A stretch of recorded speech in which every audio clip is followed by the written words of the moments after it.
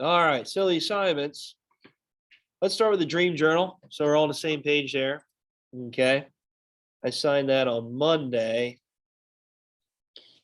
Just to get to talk about it. But the dream journal, all you're doing is just recording your dreams. So make sure you guys keep it G rated, okay? And I know some of you might not remember some of your dreams. I know it's kind of tough to do, but you can revert back to a dream that you might have, like a reoccurring dream. And with Freud, a lot of his beliefs of the unconscious mind is how symbols might appear within our dreams that might explain something that we're partaking in. Maybe it's a conflict, maybe it's something that we're getting involved in, or it's maybe foreshadowing an event that we might see later in the future where we can kind of pick up on and relate to our memories, like deja vu. Do you guys ever have anything like that where we have a dream and then kind of the next day we're like, whoa, that's weird. I already pictured that already. It's like you're kind of seeing in the future in a way. It's interesting to think about. But with your dream journal here, I have this due for next Tuesday. So that's the last day of the semester here, last day I have with you. And that should give you enough time to complete this activity, this assignment. So with your dreams, you're just going to explain the setting, characters, so anybody involved, the nature of the interaction. So we'll talk about certain dreams today, some different types of dreams that you can maybe include. Again, keep it G rated. I don't want to hear anything crazy like a sexual dream or something like that. So relationship of the dream of the previous day's activity. So maybe it's something that you might have anxiety for or stress. Maybe it's a test coming up and you might be thinking that you're going to do bad on it, like a negative dream, right? Something that maybe is on your mind or you're worried about. So outcomes. So maybe the dream just kind of ended. Maybe you woke up and maybe there's some sort of analysis that you have during your dream that you realize that it's not realistic. It's not something that's actually occurring, that it's just a dream or a nightmare. All right. And maybe it just ends. Right. But maybe if you're kind of going through and telling the dream storyline, the latent functions and latent content, manifest content, there might be a storyline to it. All right, emotions. So how do you feel during it? Activities, what were you partaking in? So here's a couple questions. You guys can obviously read that on your own. So memorable dream. What is your worst nightmare? Have you ever had a reoccurring dream? What is it? So on and so forth. All right, so you're just going to label the dream. So maybe it's something that tonight, right? So you're going to put the day's date, well, the day that you had the dream, the theme of it, and then just explain it from up top here. So setting, characters, nature, interaction, you name it. I think I only have 3 of them, right? I think I only have 3 of them. Yeah, there's only 3. So once you complete that, just turn it in and I'll give you a grade for it. But since we're getting involved in sleep, cycles, stages of sleep, and different types of, the understanding of dreams, I think it's important that we kind of talk about this. All right. I had a dream when I was younger. That was a reoccurring dream. I was big into Jurassic Park. I love Jurassic Park, just like Teeter Noah, Yeah. And I was always afraid of the velociraptors, like jumping up after me. And I always had a dream where I was walking through the grocery store. It's Redner's now in Valley View, Higgins. And it was always like the lights were out and everything. And these raptors were chasing me. That was weird. I don't know what it was. Maybe it was a fear of these velociraptors of Jurassic Park I had. But I thought that was interesting. It was reoccurring. It happened often when I was younger. But that's something I would probably write about if I had this assignment here. So that's a dream journal. All right, the other assignment that I put up yesterday. Again, that's due next Tuesday. So you have 6 days to complete it. Maybe you already started it, which is good. Once this loads, sooner or later. There we go. So defense mechanisms. So we already talked about the ego, superego, and the id, right? Yeah, we mentioned that chapter 1, and I reviewed that yesterday in the video lesson. So the ego is what? What is the ego? Your conscious state, right? The mediator between the id and the superego. Okay, we'll go over this with the Bellringer. The superego is this good moral characteristics, something that we want to try to present, but it always never happens, right? The good moral self. It's almost like the angel on your shoulder. The id is like the devil on your shoulder. This is the unconscious mind. And this is where these hidden desires, secrets, and memories that we're trying to suppress or are located. Many people argue and say that's like the devil on your shoulder. So defense mechanisms is something that the ego displays, right? So the ego displays these defense mechanisms to try to sustain or push down or suppress these hidden desires, these seekers, these motives, these memories that we might have, and keep it from presenting itself in our interactions and with ourselves. Okay, so that's something that we're trying to suppress. And these defense mechanisms are all displayed by the ego to try to suppress these unwanted urges or these unwanted desires that the id is trying to present through our ego. Does that make sense? So our ego is trying to mask these hidden desires, these motives, and these actions, and and the ego does this. What Freud believes, his theory, through these defense mechanisms. Okay, so there's denial, there's repression, there's rationalization, projection, reaction formation. And some of these are self-explanatory, right? As they're just defined.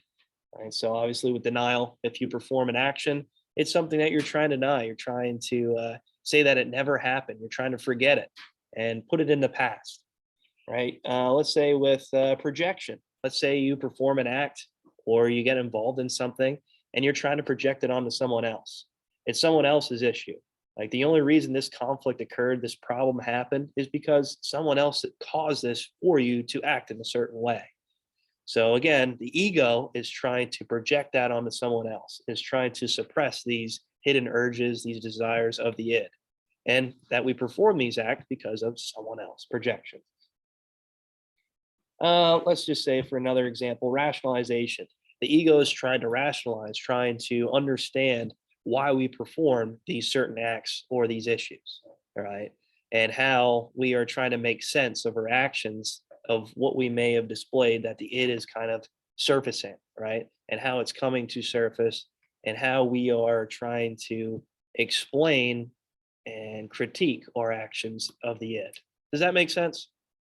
All right, so you're just supposed to read through page 380 to 383 in your textbook and just define it and give a real life example of these defense mechanisms. Since we're talking about the ego, superego, and the id, I think it's important to talk about how the ego tries to suppress or come up with an explanation of these hidden desires or motives.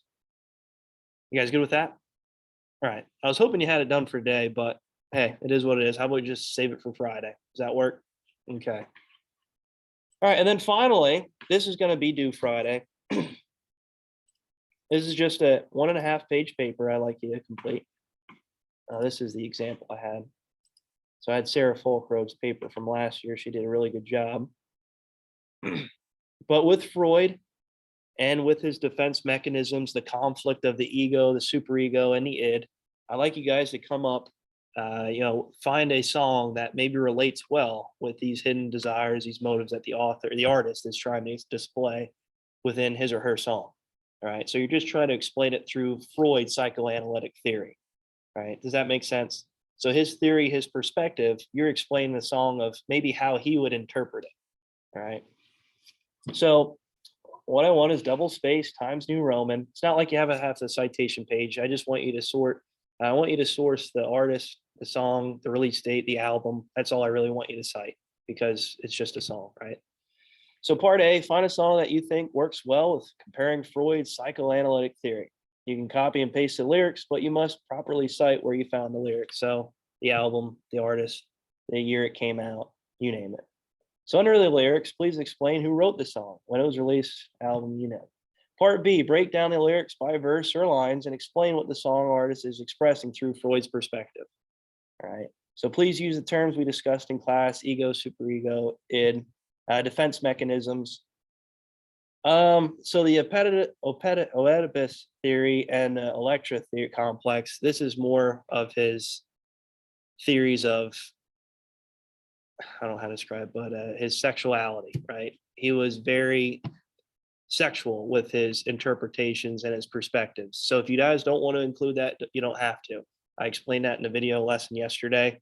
It obviously is uncomfortable, right? Talking about those certain sort of things. So if you don't want to talk about Oedipus theory and Electra complex, you don't have to. It's just really how we're finding mates that resemble our mother or our father, right? and how we're trying to pick relationships based off of that. And then the penis envy theory is just how women, because they're missing a penis, is they're constantly looking for that sort of masculinity. It's a crazy theory, I know. That's why you don't have to include it in the writing. But that's what Freud's thoughts or beliefs were of why people act the way they do and the unconscious drive. It's odd. Like I said, you don't have to include that. So part C, write a 1.5 page summary of how the song you chose reflects Freud's psychoanalytic theory. So describe how the lyrics in the song and a psychoanalytic view. So use evidence to describe your response. So here's Sarah Folkroad's as an example, right? I posted that for you guys. You can look through that on your own. She just first lists the lyrics. She explains the lyrics then, okay, a little bit more in detail. So one line, she explains what he's trying to explain through Freud's psychoanalytic theory. All right. And she does that throughout the chorus, the ending, and the lines. And then part C, she just summarizes it. Right? She summarizes the psychoanalytic theory and interpretation through Freud's viewpoint. All right, is there any questions? What's up? You said this is a page and a half. Page and a half summary. So the summary here, part C. So page and a half. Double space. So in all reality, it's not that long, right? So here's the lyrics at the top, like I said, she breaks it down. All right, so is everybody clear what I want here? So just find a song and just kind of interpret it how Freud would. Again, you don't have to include what I said with the Oedipus and the Electra complex or the penis envy. Don't worry about that because obviously it is uncomfortable. All right, so Bellringer for today.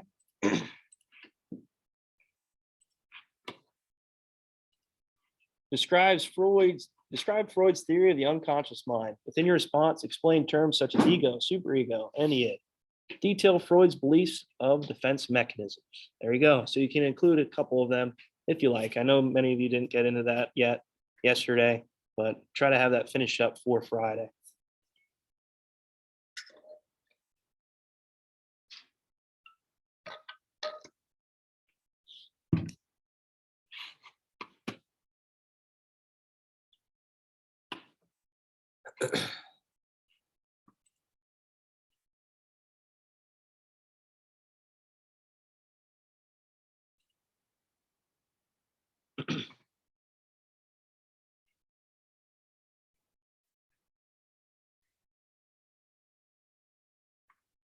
Looking through current events here, and not for this Friday, but oh no, you guys won't be here. Never mind. I guess we're done. Unless you guys want to get in 10 points here, you could easily. So I need one yet from this marking period. Hadley, Katie, Raven, Madison, Brady, Andrew, and Connor. So Hadley, what do you want to do the current event for Friday? Was it the first marking period though? So if you want to do it, you can. It's just 10. It's almost like bonus points in a way. Would you like to do that? Okay. And then Katie, would you like to do one? No thanks. Okay. Raven? No? Okay. All right. Andrew? No? All right. Okay. That's it.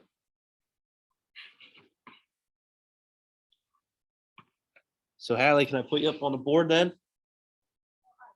You don't want to do it now? All right, that's fine. That's fine.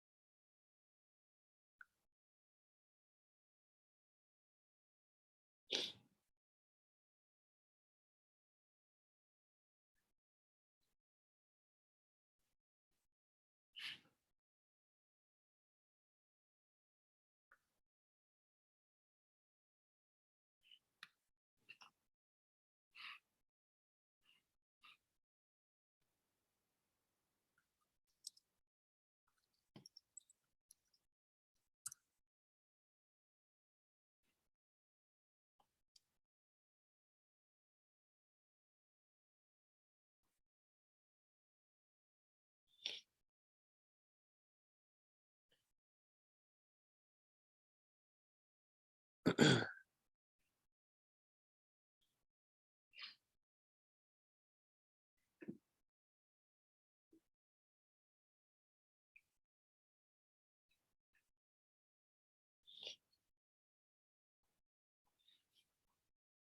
right, so what do we have here? What do we got? So the unconscious mind, like I said in the video lesson in chapter 1, Freud explains this through what? What method does he use? What does he use to try to explain the ego, superego, and the id, the unconscious, preconscious, and conscious mind? What does he relate it to? Shows a figure. What is it? What is it?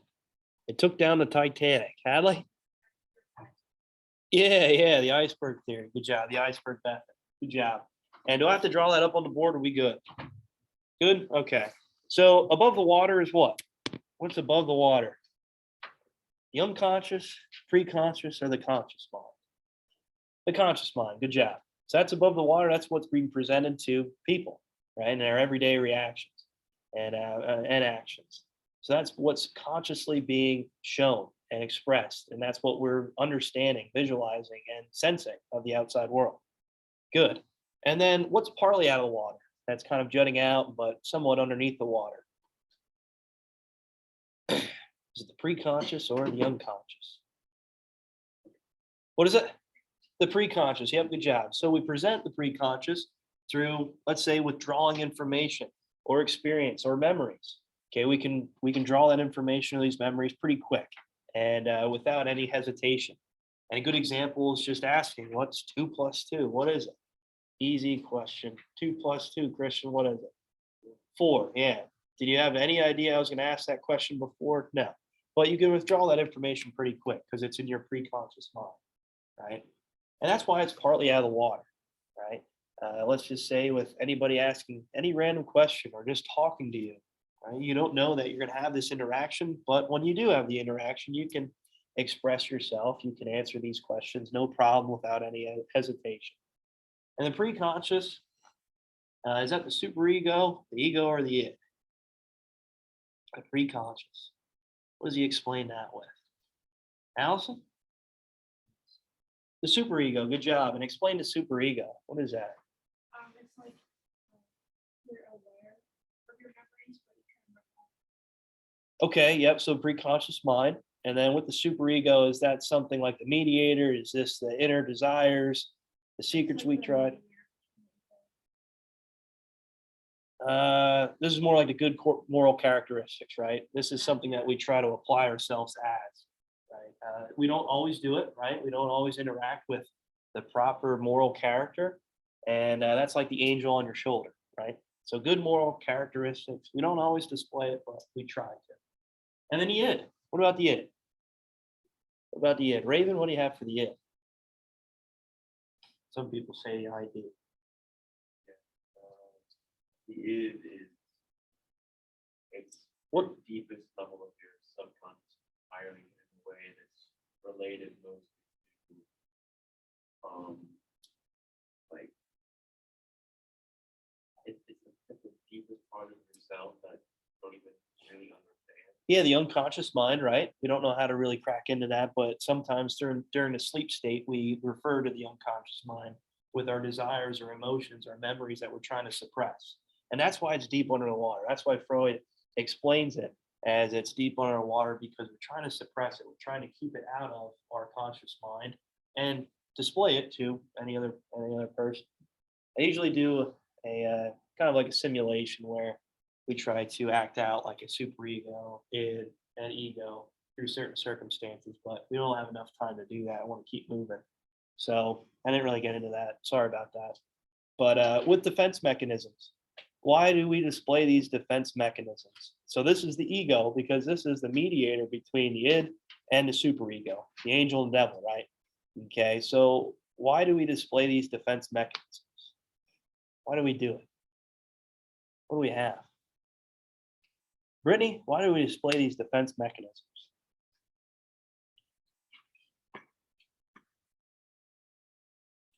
What do you got?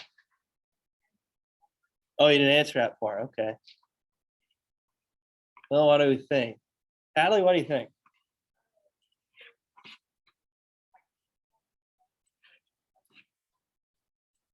Yeah, good job, right? So this is a way we're trying to protect ourselves from the id, right? From these desires, from these hidden emotions that we're trying to suppress.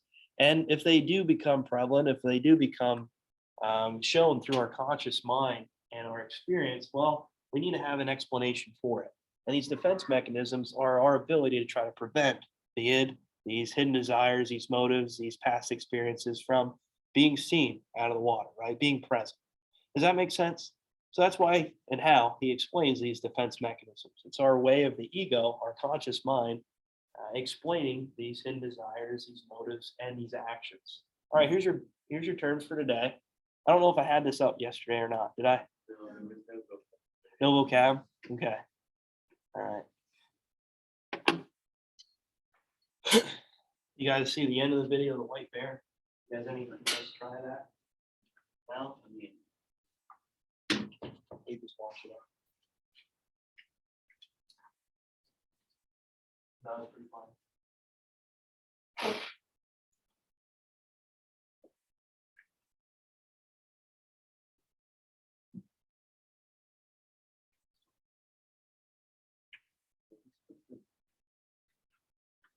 Is there any other vocab of, was there any vocab like this? That seems, It was the ego, id, superego, pre-conscious, conscious, unconscious. But I think I already had that in chapter 1, the vocab, right? I just felt like that was review, so I didn't put it up. You know what I mean? Did that help then? What I got for you? That ID number. yeah. Okay, good. Good. Yeah, so you could have used your, I don't know if you did or not, your social security number, but you like if you didn't present that, then you couldn't use it, but you could have used that as well. The last four.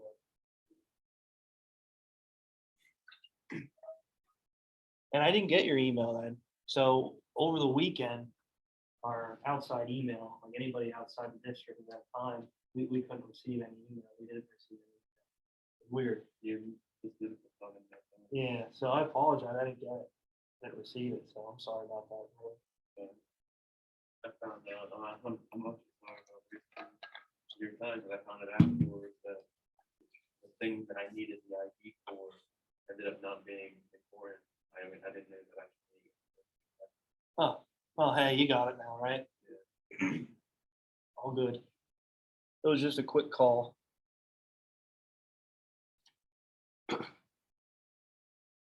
So you guys just write this down. I need to get into the information here. So if you want to define this on your own, that's great. You can just write these terms down now and then just define them a little bit later, or when I'm going through the notes, that'd be great. Because I just need to get a move on here so we can finish up for the exam and for next week. Okay, that was a question. Yes, Are we having a final on this? it's not a final. It's just the last chapter test. Yeah.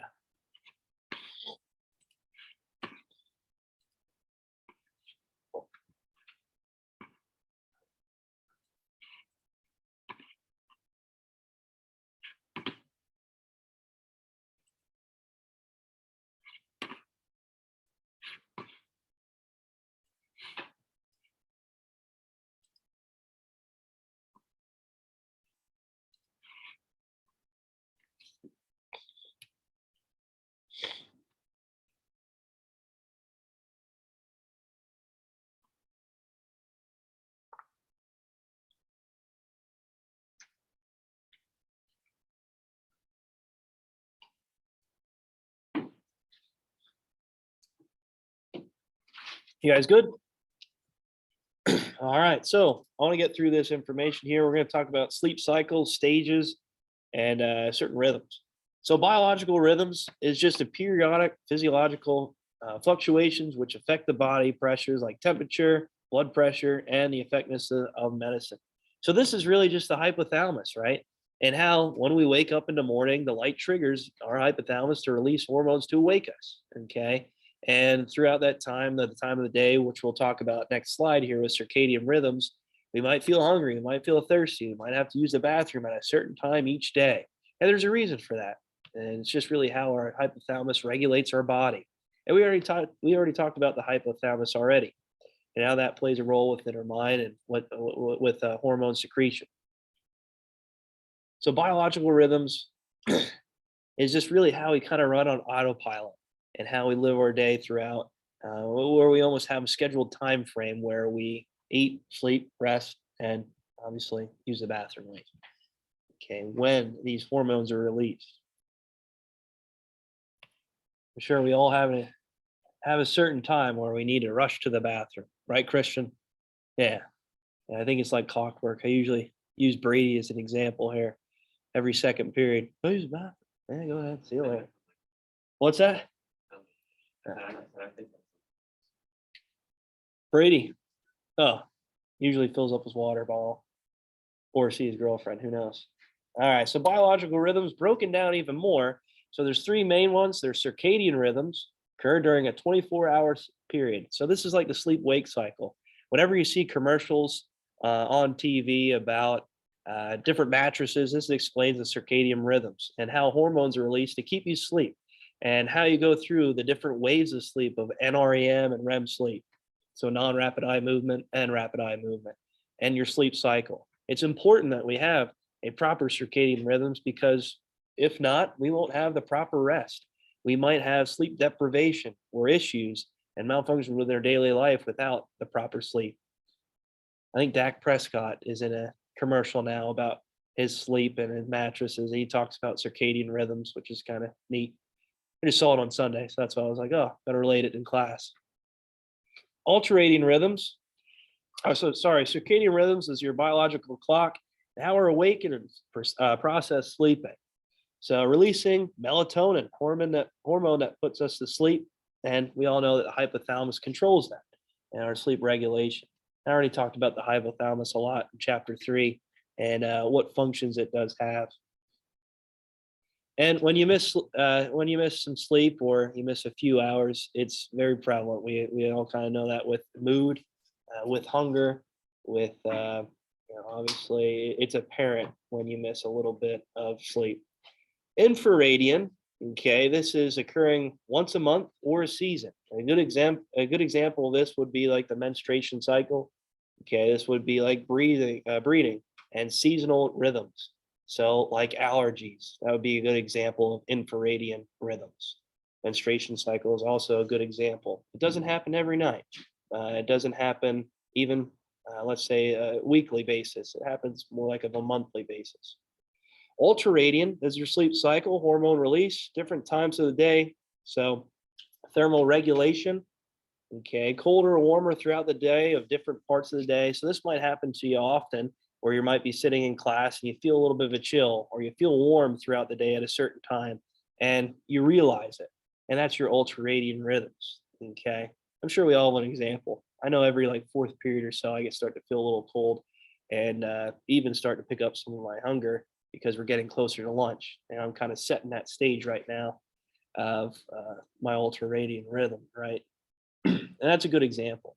And let's just say you get into a practice, your part-time job, right? And your hunger might become more prevalent during a different type of a day because you're set in a different schedule. Does that make sense? So your rhythms could be disrupted at a certain time. Also, another example of ultraradian is urination, bowel movements. Okay. So throughout the day, that's kind of the example I gave earlier in class. All right, so why we sleep? So originally psychologists thought we slept because our neurons disconnected from each other. Can you imagine that? Our neurons are just like disconnecting. We just forget to do any type of activity, right? That's just obviously not how it works, right? There's many different explanations of why we sleep, theories of why we sleep. Some evolutionary, some with rest, some with preparation, some with hormone secretion, and some with obviously just building on ourselves and trying to mold ourselves a little bit more. But in all reality, we have no idea exactly, right? There's no firm answer. There's many theories of why we sleep, but there's really no firm answer of how we do it and why we do it. We spend over a third of our life sleeping. It's just amazing to think about, and how we kind of drift off into our unconscious mind, is what Freud states. All right, so let's get to theories of sleep. So number one, make sure you guys remember some of these here. Sleep protects us, evolutionary theory. So how we evolve over time and sleep's beneficial for that evolutionary process. Right. So again, evolutionary psychologists, that perspective, many of them believe that sleep helps us evolve, helps us survive in our environment. Two, sleep helps us recuperate and repairs brain tissue. So with learning, memory, emotion, experience, and how that is forming new connections and how we can remember more information and understand more information. That's why many people say you should study before you go to bed, because it helps you understand and memorize that material and kind of implants it more into your brain.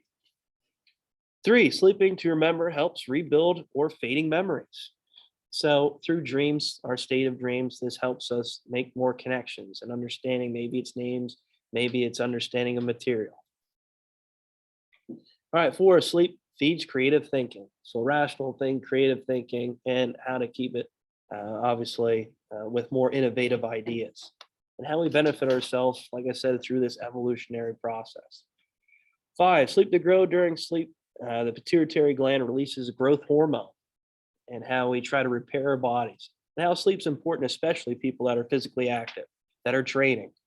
It's essential that we have this growth, the release of this hormone to help us rebuild our muscles and to grow. All right, so again, make sure you guys remember those theories of sleep. There's more to it, obviously, but those are kind of the main ones I want you guys to know and understand.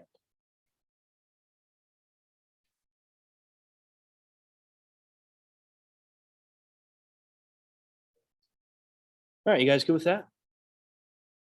Yeah, Christian, you good? Okay. All right, so stages of sleep. I just want to talk a little bit about the waves and NREM, REM sleep. Okay, so beta waves, awake, alert, and active. So these beta waves are a little bit more closer together. A frequency is shorter. So, or sorry, a higher frequency, meaning there's more waves occurring in a certain given time. And that is just to show that we're awake and alert. And with EEG scans, this is expressing it obviously as higher frequency, shorter wavelength, and some cases a lower amplitude. And this is explaining our awake state. Alpha waves, slow waves, relaxed and awake. So this is right before we're about ready to go to bed. So with alpha waves, as you can see here, you can see the wavelengths, the amplitude's a little bit higher. Okay, the wavelengths, the frequency seems to be high as well, as these waves are occurring more in a given time, in a given spurt. Okay, the amplitude is much higher because this is actually how we're entering more of a relaxed state and how we're maybe entering into sleep, or maybe we're coming out of it, right? Maybe this is that time of day when we first wake up and it's just hard for us to get around. We're sluggish in a way. I'm sure we all can relate to that. Finally, delta waves. Delta waves, large, okay, larger waves are a little bit higher as we're entering a deeper sleep and as we're entering more into a dream state. So the frequency is a lot shorter because there's less waves occurring in a given time as we're entering this deep sleep. You got that, Noah? All right.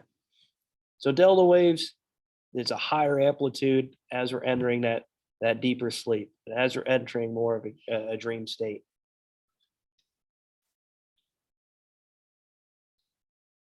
All right, so the first stage here, so stage one, NREM. So NREM just means non-rapid eye movement.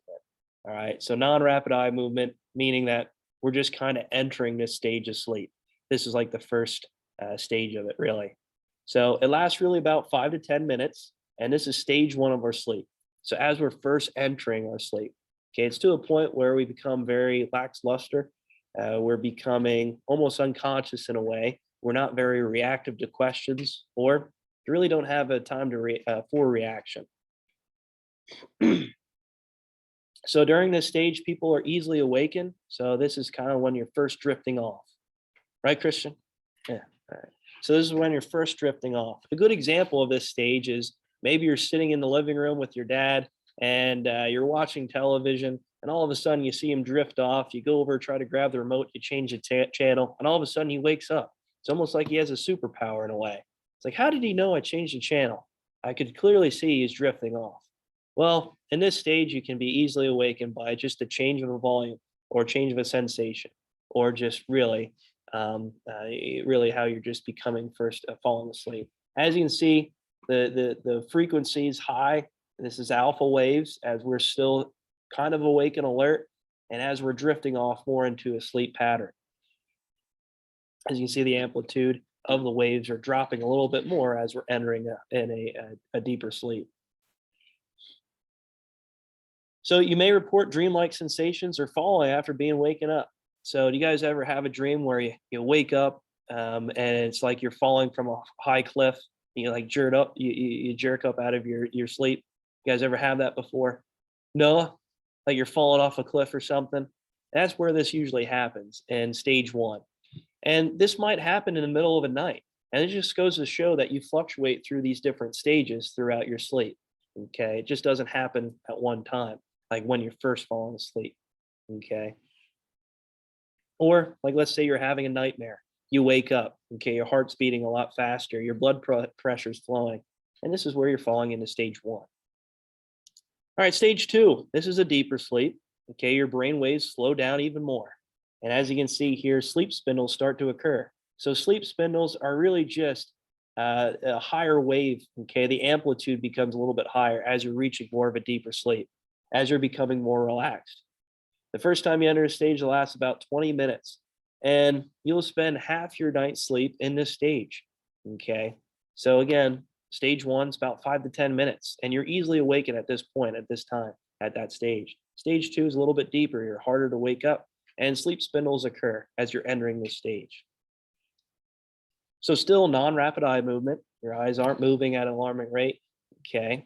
And higher amplitude, longer wavelength, and lower frequency. All right, stage 3.